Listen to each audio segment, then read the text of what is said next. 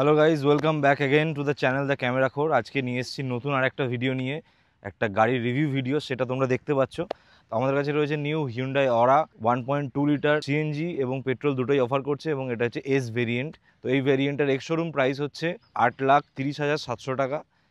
আর এই ভেরিয়েন্টটা আমার মনে হয় সব থেকে ভ্যালু ফর মানি ভেরিয়েন্ট, তাই জন্য এই ভেরিয়েন্টটাকে আমি চুজ করেছি রিভিউ করার জন্য। তো তোমরা দেখতে থাকো ভিডিওটা, let's get in the video. তো ফার্স্ট থিংস ফার্স্ট, আমরা স্টার্ট করব চাবি দিয়ে। তো এখানে হিউন্ডাই অরা এস ভেরিয়েন্টে এখানে আমরা পেয়ে যাচ্ছি একটা ফ্লিপ কি, আর তার সঙ্গে এর সঙ্গে স্পেয়ার কিটা থাকছে নর্মাল। তো এখানে কিতে আমরা কী কী অপশানস পেয়ে যাচ্ছি, এখানে কিতে পেয়ে যাচ্ছি আমরা লক, আনলক, আর এখানে বুট ওপেনের অপশানস রয়েছে। তো তারপর গাড়িটার লুকটা কিন্তু অনেকটা এনহ্যান্স হয়ে যায়। সব থেকে মেজর আপগ্রেডটা আমি তোমাদেরকে একবার দেখিয়ে দিই, যেটা এই ফেস লিফটের মধ্যে হয়েছে, সেটা হচ্ছে যে স্পয়লারটা। এই স্পয়লারটার জন্য এই গাড়িটা আলাদাই একটা লুক নিয়ে এসছে।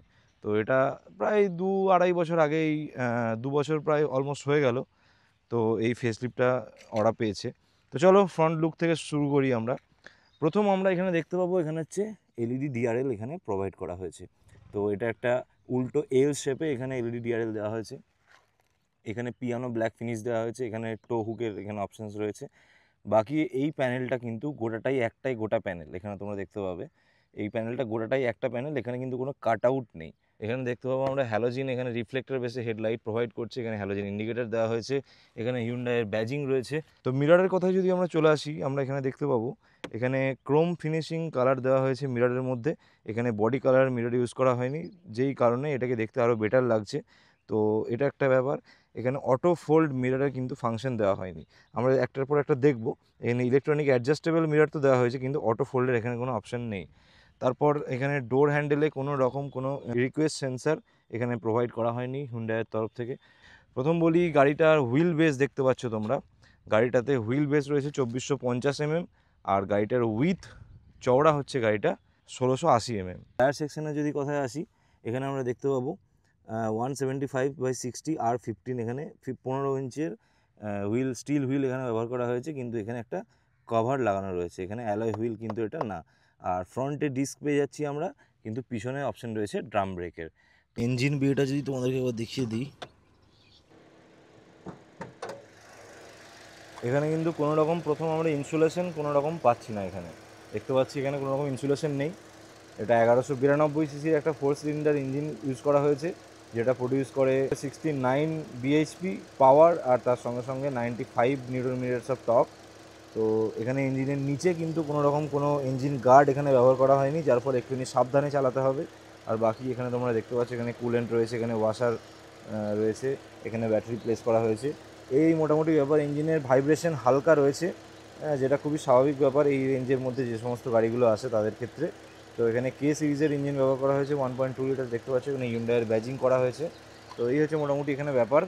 তো দ্যাটস ইট। তো প্রথমেই আমরা গাড়িটাকে স্টার্ট করে নেব।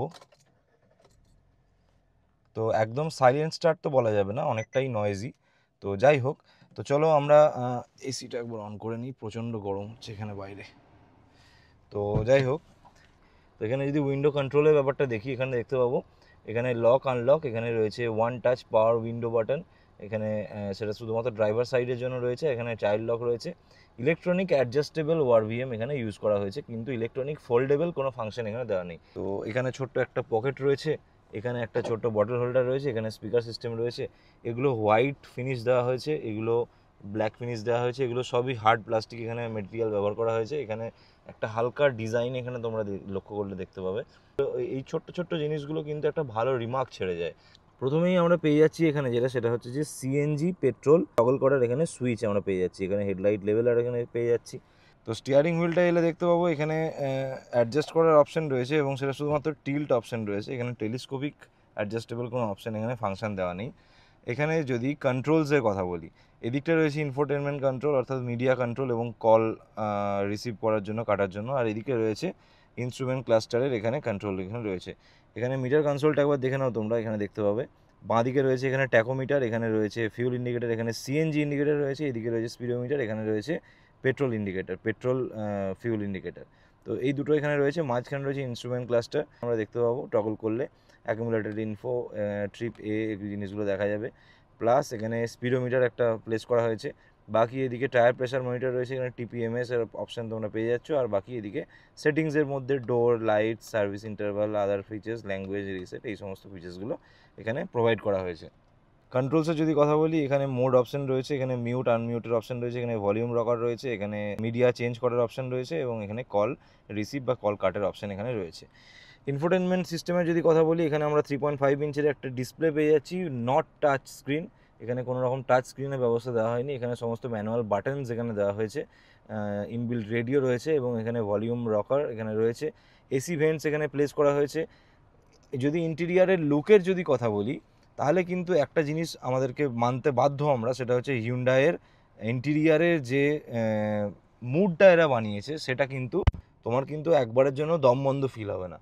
কারণ ইন্টেরিয়ারটাকে এমনভাবে সাজানো হয়েছে, এখানে তোমরা দেখতে পাবে এখানে ব্রাউন, ডার্ক ব্রাউন কালার এখানে ফিনিশ দেওয়া হয়েছে, হার্ড প্লাস্টিক, এখানে ব্ল্যাক, এখানে হোয়াইটের টাচ দেওয়া হয়েছে, বেজ কালারের এখানে টাচ দেওয়া হয়েছে। এখানে একটা ছোট্ট স্পেস রয়েছে এবং সামনে কো প্যাসেঞ্জার সিটে যারা বসবে তাদের এখানে ফোন টোন ইত্যাদি রাখার ক্ষেত্রে তাদের খুব কনভিনিয়েন্ট হবে। গ্লাভ বক্স যদি আমরা দেখে নিই, গ্লাভ বক্সে হিউজ এখানে বড় গ্লাভ বক্স রয়েছে এবং এখানে কুলিং ফাংশনটা না, এখানে কুলিং ফাংশন নেই, এর উপরে ভেরিয়েন্টটা হয়তো কুলিং ফাংশন রয়েছে। আর এখানে বাঁদিকে এখানে ডোর পকেট রয়েছে, এখানেও সেম ডিজাইন এখানে ইউজ করা হয়েছে। তো আইআরভিএম এর যদি কথা বলি, এখানে ম্যানুয়াল আইআরভিএম প্রোভাইড করা হয়েছে, যেটা তুমি ডে নাইট ফাংশন সঙ্গে ইউজ করতে পারবে। এখানে মাইক প্লেস করা হয়েছে, এখানে লাইট রয়েছে, এখানে ইন্টেরিয়ার লাইট, এখানে ড্রাইভার সাইডের জন্য এখানে আলাদা লাইট রয়েছে এবং লাইটগুলো এলইডি ব্যবহার করা হয়েছে। এখানেও দেখতে পাবে রিয়ার সাইডের জন্য আলাদা লাইট প্রোভাইড করা হয়েছে। এখানে যদি আমরা সানসেটের কথা বলি, এখানে কিন্তু এখানে শুধুমাত্র টিকিট হোল্ডার রয়েছে, এখানে কোনো রকম ভ্যানিটি মিরর বা লাইট প্রোভাইড করা হয়নি। কো প্যাসেঞ্জার সাইডেও কিন্তু কোনো রকম ভ্যানিটি মিরর বা লাইট এখানে নেই। এখানে 3টে সাইডে এখানে গ্র্যাব হ্যান্ডেল দেওয়া হয়েছে, পিছনে 2টো, সামনে একটা। আচ্ছা, আর এখানে সাথে সাথে এখানে দেওয়া হয়েছে একটা টাইপ সি চার্জিং পোর্ট এবং এখানে একটা ইউএসবি চার্জিং পোর্ট এবং একটা 12 ভোল্ট এখানে 12 ভোল্ট সকেট এখানে প্রোভাইড করা হয়েছে। এখানে এসির কন্ট্রোলগুলো সমস্ত ম্যানুয়াল রাখা হয়েছে, যেটা খুবই কনভিনিয়েন্ট লাগে। অনেক প্রিমিয়াম সেগমেন্টের গাড়িতে এখন সবই টাচ স্ক্রিন চলে আসছে, যেটা আমি একদম অপছন্দ করি এবং হওয়াটা উচিত। ম্যানুয়াল কন্ট্রোল যে সমস্ত জিনিসগুলো সব থেকে বেশি ইউজফুল, সেগুলো আমার মনে হয় ম্যানুয়াল দেওয়াটাই সব থেকে বেস্ট, যেটা ড্রাইভারকে কখনো ডিস্ট্র্যাক্ট করে না। আমার হাইট 5'11", তো আমি এখানে আমার মতো এখানে সামনের সিটটা অ্যাডজাস্ট করে নিয়েছি।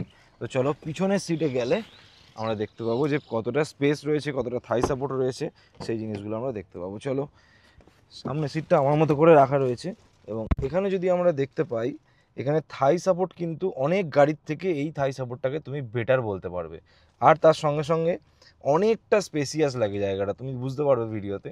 এখানে আমার যদি লেগ রুমের কথা বলি, লেগ স্পেসের কথা বলি, কোনো দিক দিয়ে কোনো রকম কোনো সমস্যা এখানে আসছে না। আমার নি রুম দেখো, আমার লেগ রুম দেখো, কোনো দিক দিয়ে কোনো সমস্যা নেই। আমার এখানে নি রুম যথেষ্ট, এনাফ, মোর দ্যান এনাফ এখানে নি রুম রয়েছে, লেগ স্পেসেরও কোনো অসুবিধা নেই।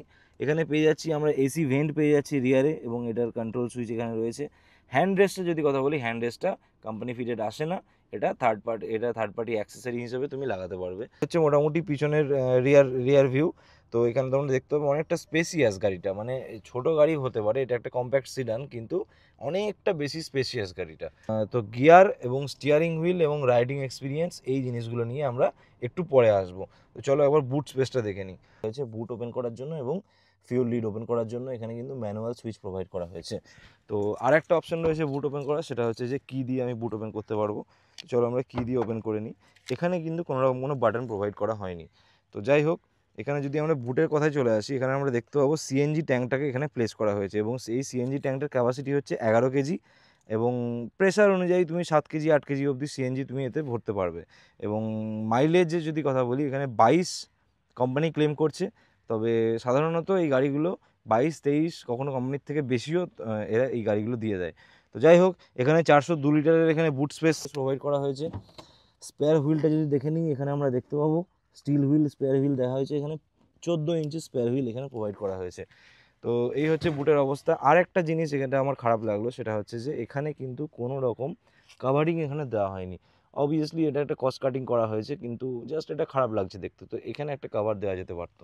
রিয়ারে যদি কথা বলি, তাহলে আমরা এখানে দেখতে পাবো এখানে কিন্তু এলইডি টেল ল্যাম্প ব্যবহার করা হয়েছে এবং তার সাথে হ্যালোজিন ইন্ডিকেটর এবং হ্যালোজিন ব্যাকলাইট এখানে ব্যবহার করা হয়েছে। এখানে রয়েছে অরা ব্যাজিং, এখানে হিউন্ডাইয়ের ব্যাজিং রয়েছে।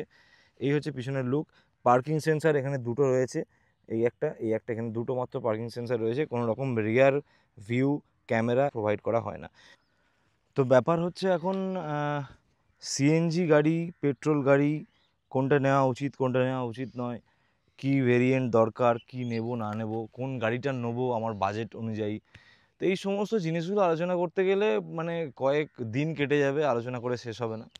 তো এত কথায় না গিয়ে যদি আমি ছোট্ট করে একটুখানি বলি, তোমার যদি 10-এর ভিতর বাজেট থাকে, 10 লাখের মধ্যে তোমার যদি বাজেট থাকে, আর তোমার যদি ছোট ফ্যামিলি হয়, সেক্ষেত্রে কি হয় যে পেরেন্টস আর দুটো বাচ্চা এই নিয়ে 5 জন, যদি 5 জনের ফ্যামিলি যদি হয়, তাহলে আমি বলবো Aura is the best option for you.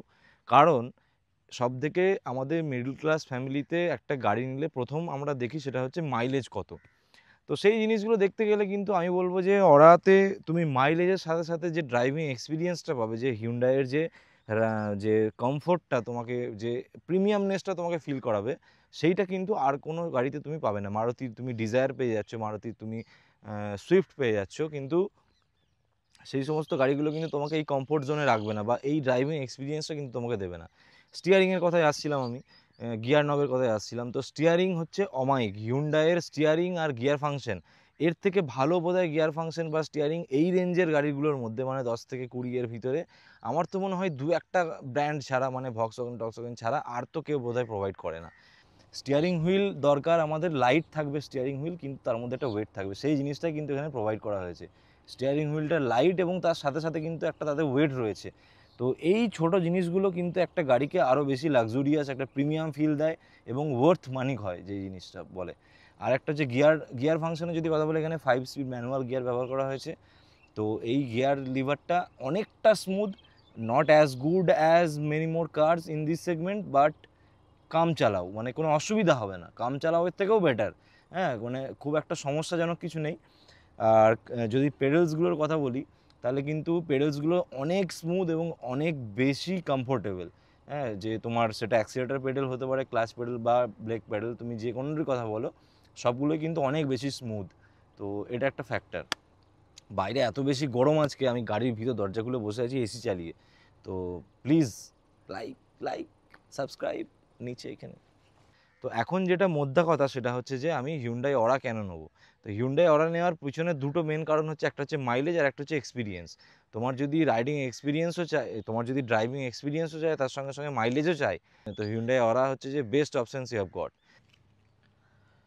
তো বন্ধুরা, এই ছিল হিউন্ডাই অরা এস ভেরিয়েন্ট, যেটা সিএনজি, সেই ভেরিয়েন্টটার রিভিউ। তো ভবিষ্যতে আরও অনেক গাড়ির রিভিউ নিয়ে আসবো, আরও অনেক ব্লগ চ্যানেলে নিয়ে আসবো। তোমাদের যদি এই ভিডিওটা ভালো লেগে থাকে, যদি ভিডিওটা যদি ইনফরমেটিভ মনে হয়ে থাকে, তাহলে তোমরা চ্যানেলটাকে সাবস্ক্রাইব করো, ভিডিওটাকে লাইক করো এবং কমেন্টস করে জানাতে পারো যদি তোমাদের কিছু মনে হয় যে কিছু ভুল ত্রুটি আছে বা কিছু অ্যাড করতে হতো। তো সেগুলো তোমরা জানিও কমেন্টসে। বাকি সিট বেল্ট পরো, হেলমেট পরো, রাইড সেফ, ভালো থেকো।